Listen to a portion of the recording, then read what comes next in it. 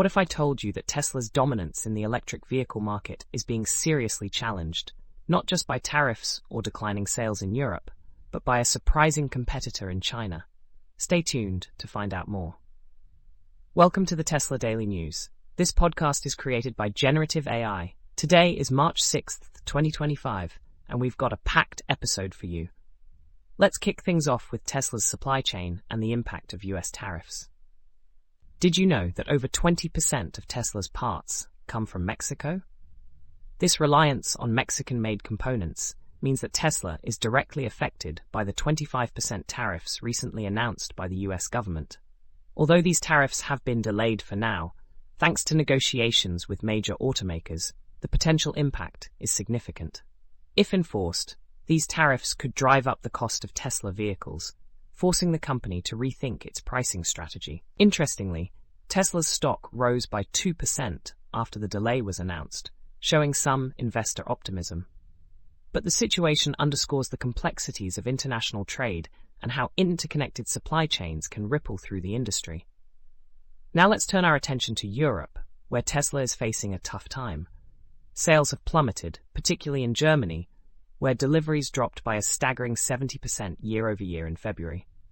Other markets like France and Norway are also seeing sharp declines, with only the UK showing a modest 7% increase. Overall, Tesla's European sales are down by 43.5% compared to last year. This raises questions about the viability of Tesla's Berlin Gigafactory, which was built to support much higher production levels. Analysts suggest that this isn't just a transition period for new models. Even the Model 3, a staple in Tesla's lineup, is seeing reduced demand. With increasing competition in the EV market, Tesla's challenges in Europe are far from over. Speaking of competition, let's talk about Xiaomi's SU7 electric vehicle, which has overtaken Tesla's Model 3 in the Chinese market. In January alone, Xiaomi sold over 22,000 SU7s, compared to Tesla's 8,000 Model 3s. Priced $2,500 less than the Model 3, the SU7 offers a larger battery, 10% more range, and unique features like a heads-up display and even a mini fridge. The demand for the SU7 is so high that wait times stretch up to 34 weeks, compared to just 1 to 3 weeks for a Model 3. Xiaomi's production methods, inspired by Tesla, are giving it a competitive edge, and the company plans to launch a Model Y competitor this summer. This shift in consumer preference highlights how Tesla's brand perception in China is changing, with local manufacturers gaining ground rapidly. Next, let's dive into Tesla's self-driving technology. The company is doubling down on its camera-only approach, moving away from traditional systems that use LiDAR, radar, and ultrasonic sensors. While LiDAR offers high spatial resolution, it's costly, with systems like Waymo's self-driving taxis priced at around $200,000.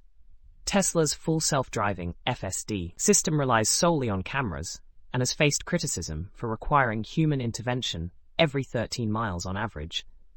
Elon Musk argues that this approach is the only scalable solution, but experts remain skeptical, emphasizing the need for sensor redundancy to ensure safety. Tesla's fleet learning strategy, which collects vast amounts of driving data, is a key differentiator.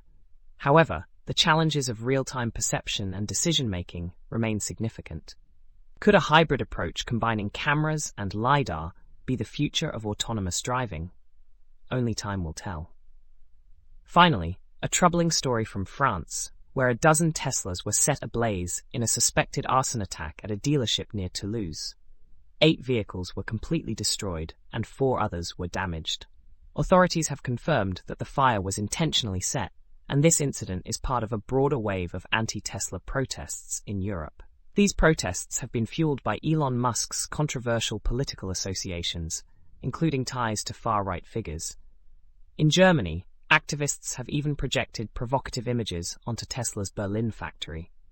This unrest comes at a time when Tesla's sales in Europe are already declining, with the Model Y falling from its top spot to 27th place in France.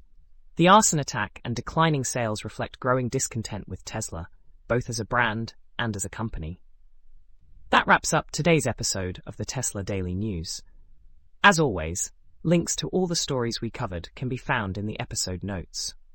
Thanks for tuning in, and we'll see you next time for more updates on Tesla and the ever-evolving world of technology and electric vehicles.